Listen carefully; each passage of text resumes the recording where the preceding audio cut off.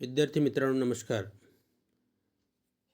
मी Barsagade sir तुमचे राज्यशास्त्राच्या तासिकेमध्ये स्वागत करीत आहे. आज आपण पाठ 6वा भारत आणि जग याच्याबद्दल माहिती पाहणार आहोत. तर भारताच्या परराष्ट्र धोरणाचा उगम स्वातंत्र्यपूर्व काळातच झाला होता. प्रकरणाचं नाव आहे भारत आणि जग. म्हणजेच भारताच्या जगाशी संबंध म्हणजे परराष्ट्र धोरण, म्हणजे आपल्या देशाचा जगाशी संबंध येणे म्हणजे जगातील इतर राष्ट्रांशी संबंध येणे याला परराष्ट्र धोरण असे म्हणतात. तर भारताच्या परराष्ट्र धोरणाचा उगम हा स्वातंत्र्यपूर्व काळातच झाला होता किंवा स्वातंत्र्यपूर्व काळात. भारत ब्रिटिश वसाहत असतानाही भारताचा आंतरराष्ट्रीय संबंधामध्ये सहभाग होता. भारत जरी इंग्रजांचा गुलाम देश होता, वसाहतीचं स्वरूप होतं भारताला, तरी परंतु भारत हा आंतरराष्ट्रीय संबंधामध्ये सहभागी होत होता. त्याचं उदाहरण आहे आंतरराष्ट्रीय नाणेनिधी आणि आंतरराष्ट्रीय पुनर्निर्माण आणि विकास बँक यांची निर्मिती जिथे झाली तेथे म्हणजे कुठे, ब्रेटन आणि वुड्स परिषदेमध्ये भारत सहभागी झाला होता. म्हणजे भारत ब्रिटिशांच्या वसाहत असताना सुद्धा भारताच्या परराष्ट्र धोरणाशी संबंध आला होता. म्हणजे आंतरराष्ट्रीय नाणेनिधी, आंतरराष्ट्रीय पुनर्निर्माण आणि विकास बँक यांची निर्मिती झाली त्या ब्रेटन वुड्स परिषदेमध्ये भारत सहभागी झाला होता. तसेच संयुक्त राष्ट्राच्या सनदेला, म्हणजे दुसरा महायुद्ध संपल्यानंतर जगामध्ये संयुक्त राष्ट्र संघटना अस्तित्वात आली आणि त्या संयुक्त राष्ट्राच्या सनदेला म्हणजे घटनेचे अंतिम स्वरूप दिले त्या सन फ्रान्सिस्को परिषदेमध्ये. कुठे, सन फ्रान्सिस्को, बघा, सन फ्रान्सिस्को परिषदेमध्ये भारताने भाग घेतला होता. स्वातंत्र्यानंतरचे भारताचे परराष्ट्र धोरण हे काही बाबतीत ब्रिटिश धोरणाप्रमाणेच होते. म्हणजे भारत स्वतंत्र झाला तरी पण भारताचे जे परराष्ट्र धोरण होते ते इंग्रजासारखेच राहिले काही प्रमाणात, तर काही प्रमाणात ब्रिटिशापेक्षा वेगळे होते, म्हणजे ब्रिटिश धोरणापेक्षा वेगळे होते. म्हणजे भारत स्वतंत्र झाला तेव्हा नव्याने सरकार आलं होतं. भारताचे जगाशी परराष्ट्र धोरण कसे राहील, इंग्रज लोकांना त्याचा अनुभव होता. त्याप्रमाणेच त्यांनी म्हणजे ब्रिटिश लोकांचे इतर देशाशी जे संबंध होते ते संबंध तसेच राहिले पाहिजे म्हणून त्यांनी काही बाबतीत इंग्रजासारखेच धोरण ठेवले, तर काही बाबतीमध्ये ब्रिटिश धोरणापेक्षा वेगळे ठेवले.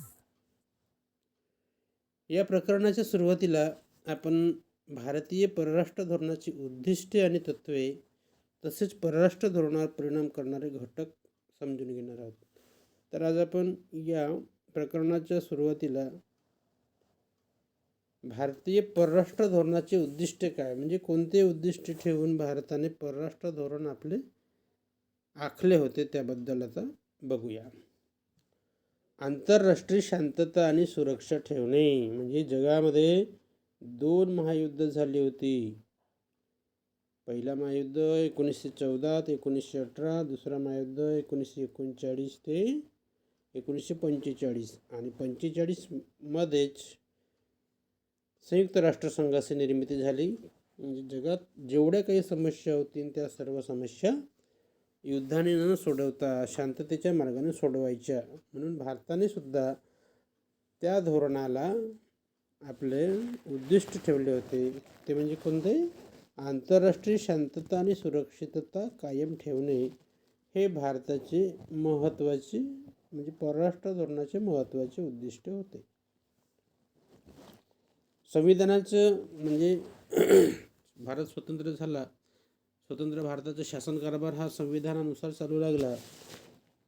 संविधानाची निर्मिती झाली, त्या संविधानाच्या भाग 4 आणि कलम 51 मध्ये मार्गदर्शक तत्वात त्याचा समावेश करण्यात आला आहे. म्हणजे भारताचे परराष्ट्र धोरणाचा समावेश हा भारतीय राज्यघटनेच्या 4थ्या भागात कलम नंबर 51मध्ये समावेश करण्यात आले आहे. त्यात असे म्हटले आहे की भारताचे शासन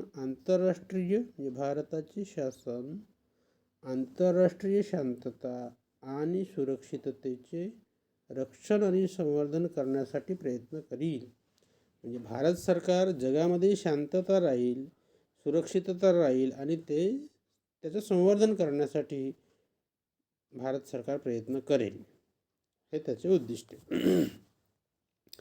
स्वातंत्र्य मिळाल्यापासूनच आंतरराष्ट्रीय राजकारणातील एक महत्त्वाची सत्ता बनून भारत प्रभावशाली भूमिका पार पाडण्याची आकांक्षेचाही पुरावा करेल. म्हणजे स्वातंत्र्य मिळाल्यानंतर आंतरराष्ट्रीय राजकारणामध्ये एक महत्त्वाची सत्ता, म्हणजे भारत हा आंतरराष्ट्रीय राजकारणामध्ये महत्त्वाची सत्ता बनण्याचा प्रयत्न करेल आणि ती प्रभावशाली भूमिका पार पाडण्याच्या आकांक्षाचाही भारताने नेहमी पाठपुरावा केला आहे. भारताच्या परराष्ट्र धोरणाच्या उद्दिष्टामध्ये देशाचे सार्वभौमत्व पहा. परराष्ट्र धोरण दुसऱ्या देशासोबत ठेवायचं आहे, पण स्वतःचे सार्वभौमत्व टिकवून ठेवायचं आहे. म्हणजे सार्वभौमत्व म्हणजे काय? भारत हा कोणत्याही अंतर्गत किंवा बाह्य शक्तीला बळी पडणार नाही किंवा दबावाखाली झुकणार नाही, असं सरकारचं धोरण राहील. म्हणजे सार्वभौमत्व, एकात्मता यांचे संरक्षण, म्हणजे सार्वभौमत्व आणि एकात्मता यांचे संरक्षण करणे. म्हणजे भारत हा सार्वभौम देश आहे, भारत एकात्म आहे, याचे संरक्षण करेल. आर्थिक वृद्धी आणि विकासाला चालना देणे. म्हणजे सार्वभौमत्व, एकात्मता यांचे संरक्षण करणे, भारताचा आर्थिक वृद्धी म्हणजे आर्थिक विकास झाला पाहिजे, आणि विकास, आर्थिक वाढ, वृद्धी म्हणजे वाढ, आणि विकासाला चालना देणे. व्यापक अर्थाने राष्ट्रीय सुरक्षेचे जतन करणे. भारताची राष्ट्रीय सुरक्षासुद्धा महत्त्वाची आहे, तर त्याच्या उद्दिष्टामध्ये समावेश करण्यात आला होता. 1990च्या दशकापासून आर्थिक वृद्धीचा चढा दर कायम राहावा. म्हणजे 1990च्या दशकापासून आर्थिक वाढ ही वाढतच राहावी, आर्थिक वृद्धी होत राहावी, ती खाली येऊ नये. यासाठी भारताने जागतिक अर्थव्यवस्थेशी, म्हणजे भारताचा आर्थिक विकास वाढतच राहिला पाहिजे, याकरिता भारताने जागतिक अर्थव्यवस्थेशी अधिक एकात्मीकरण साधण्याचे धोरण अवलंबिले आहे. तर अशा प्रकारे भारताचं परराष्ट्र धोरण. मग या कारणामुळे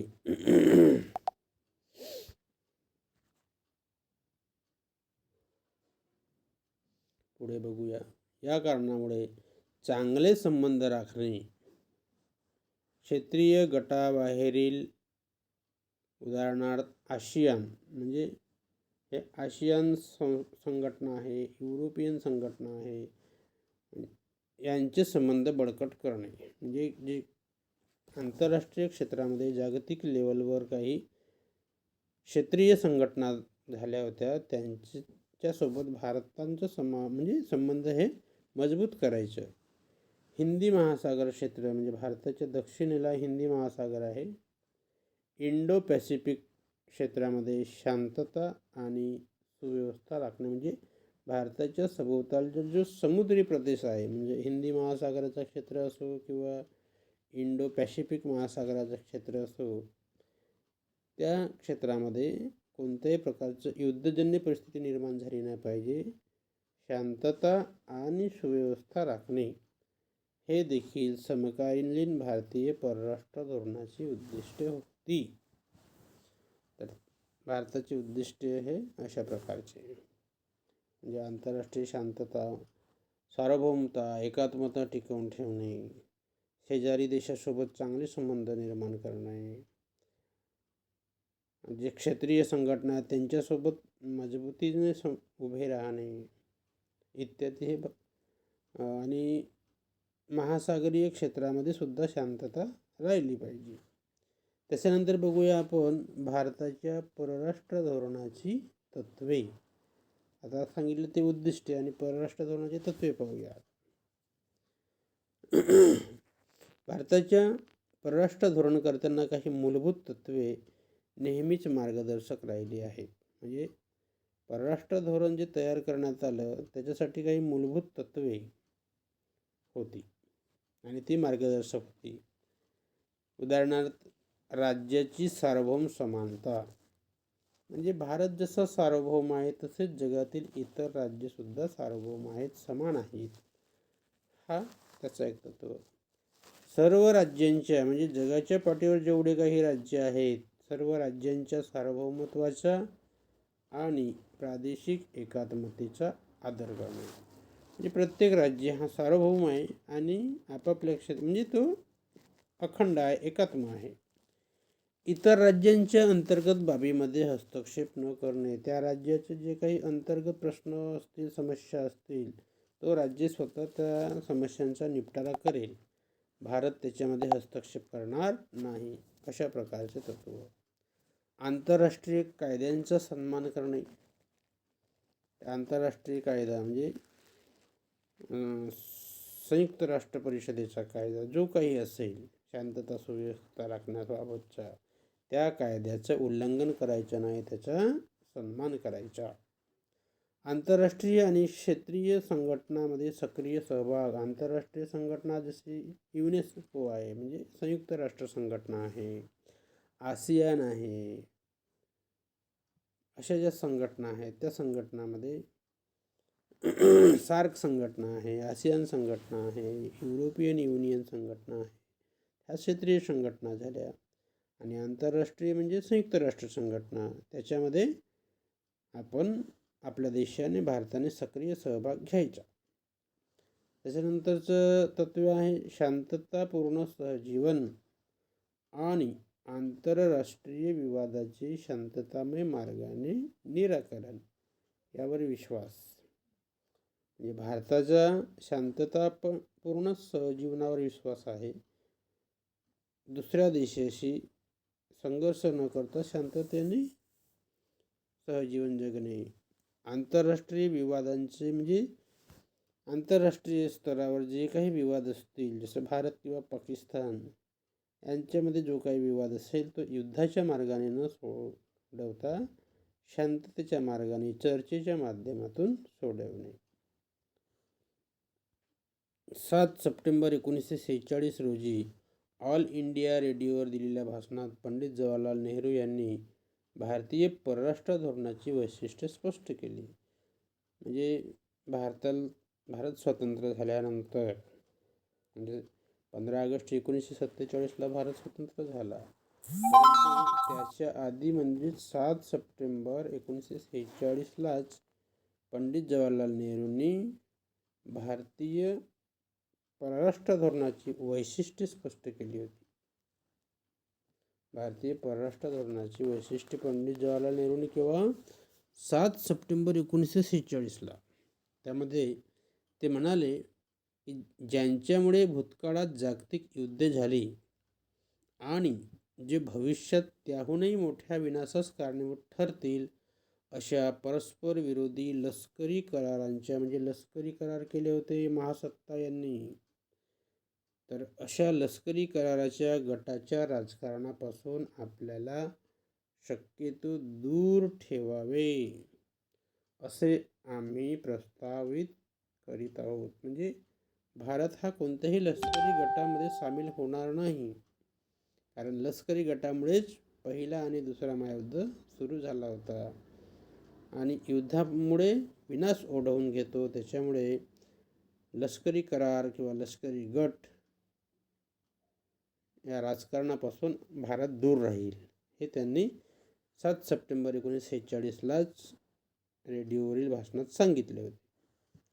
इंग्लंडबरोबर मैत्रीपूर्ण संबंध राहतील. इंग्लंडने जरी आपल्या देशावर 150 वर्ष राज्य केले असले तरी त्याला शत्रू न मानता मैत्रीपूर्ण संबंध राहतील, अशा प्रकारची आशा व्यक्त केली होती. त्यांनी सोव्हिएट रशिया, अमेरिका यांनाही मैत्री करण्यासाठी आमंत्रित केले होते. पंडित जवाहरलाल नेहरूंनी आपल्या रेडिओवरील भाषणामध्ये जरी अमेरिका आणि सोव्हिएट रशिया हे एकमेकाचे विरोधक असले तरी दोन्ही देशांसोबत, दोन्ही महासत्तांसोबत भारताचे संबंध हे मैत्रीपूर्ण राहतील याबद्दल त्यांनी आवाहन केले होते. चीन बरोबर असलेली मैत्री पूर्वीप्रमाणेच कायम राहील अशी आशा त्यांनी व्यक्त केली. चीन हा महासत्ता आहे, भारताचा शेजारी देश आहे. शेजारी देशासोबत सुद्धा आपले मैत्रीपूर्ण संबंध राहतील अशी आशा त्यांनी भाषणातून बोलून दाखवली होती. आशिया खंडातील भारताच्या स्थानाबद्दल पंडित जवाहरलाल नेहरू म्हणाले होते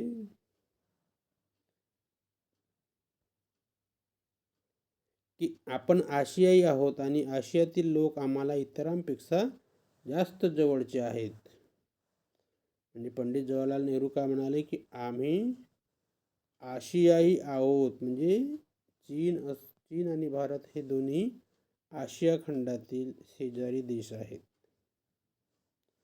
आणि आशियातील लोक आम्हाला इतरांपेक्षा जास्त जवळचे आहेत. म्हणजे युरोप, अमेरिका, आफ्रिका खंडापेक्षा आशियाई देशातील लोक हे आम्हाला इतरांपेक्षा जास्त जवळचे आहेत. भारताचे स्थान पश्चिम, दक्षिण आणि आग्नेय आशियासाठी महत्त्वाचे आहे. आणि भारत हा दक्षिण आशिया म्हणजे दक्षिण आशियामध्ये पश्चिम आशिया आणि आग्नेय आशिया याच्यासाठी भारताचे स्थान अतिशय महत्त्वाचे आहे. त्याच्यानंतर बघूया अलिप्ततावाद. आताच त्याचा उल्लेख आला होता की भारत हा कोणत्याही लष्करी गटामध्ये सामील होणार नाही. तर अलिप्ततावाद हे भारतीय परराष्ट्र धोरणाचे एक महत्त्वाचे वैशिष्ट्य आहे. अलिप्ततावादाचा शब्दशः अर्थ कोणत्याही लष्करी कराराचा भाग होण्यास नकार.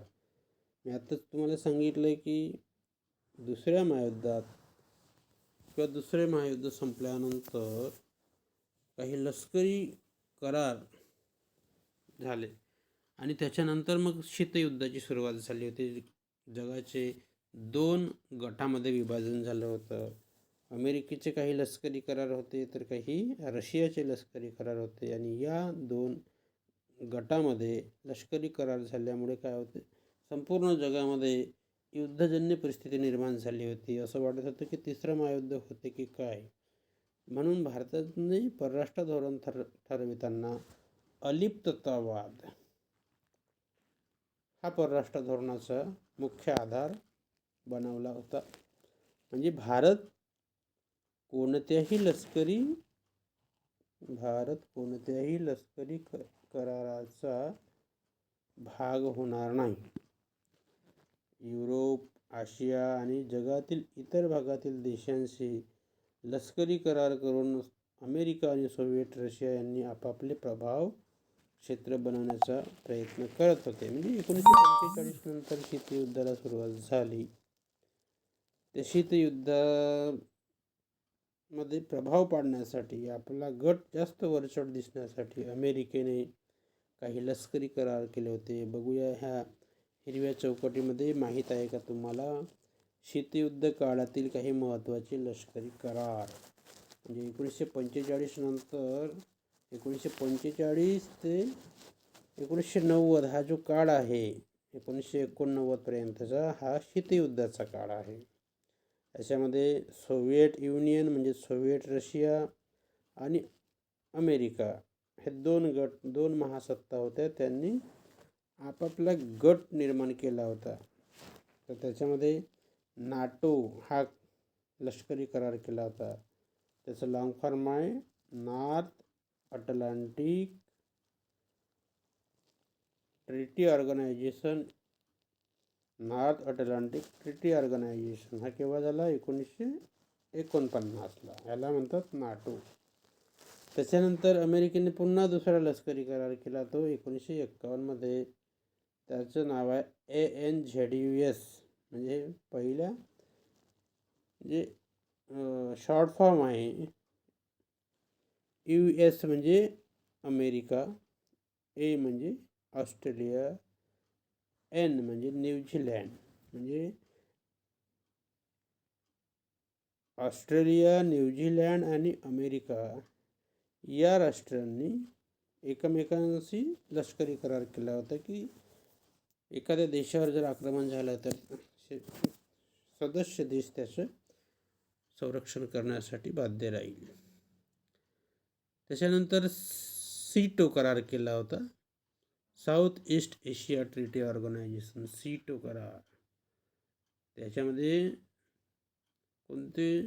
South east Asia treaty organisation म्हणजे उत्तर पूर्व आशिया खंडातील एक संघ करार होता.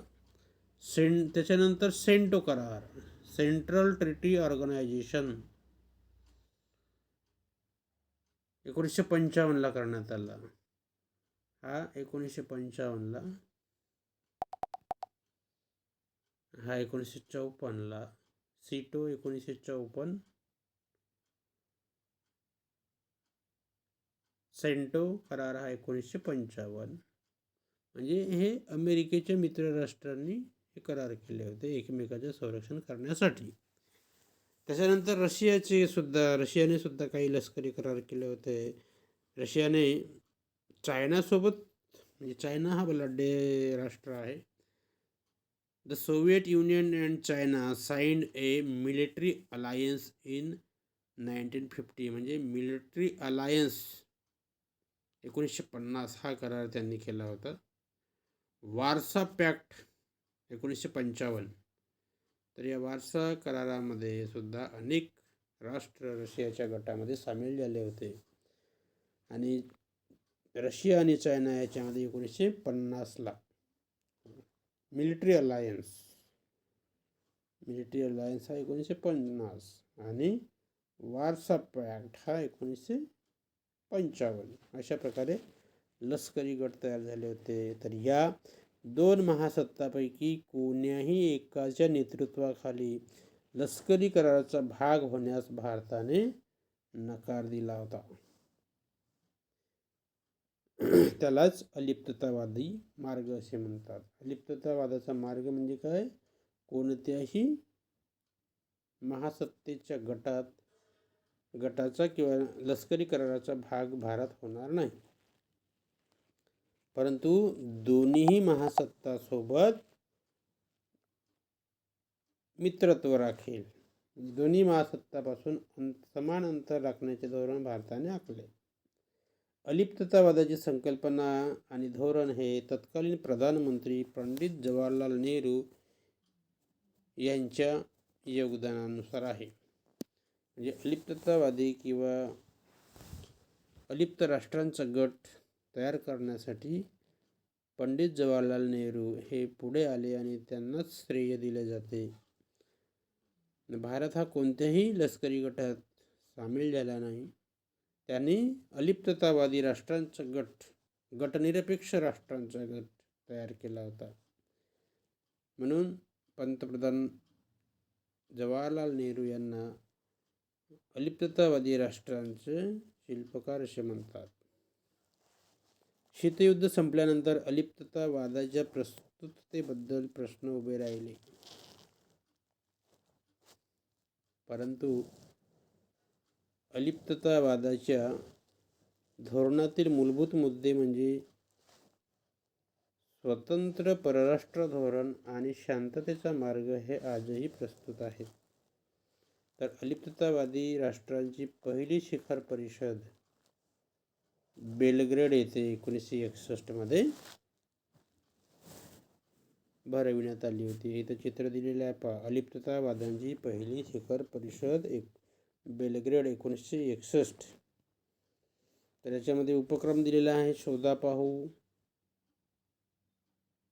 1961 बेलग्रेड येथे झालेल्या अलिप्ततावादी देशांच्या पहिल्या शिखर परिषदेत अलिप्ततावादाचे निकष ठरवण्यात आले.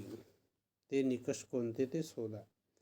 तर अशा प्रकारे आजच्या पिरियडला भारत आणि जग, म्हणजे भारताचे परराष्ट्र धोरणाचे उद्दिष्ट, भारताचे परराष्ट्र धोरणाचे तत्वे हे आज आपण पाहिलेले आहेत.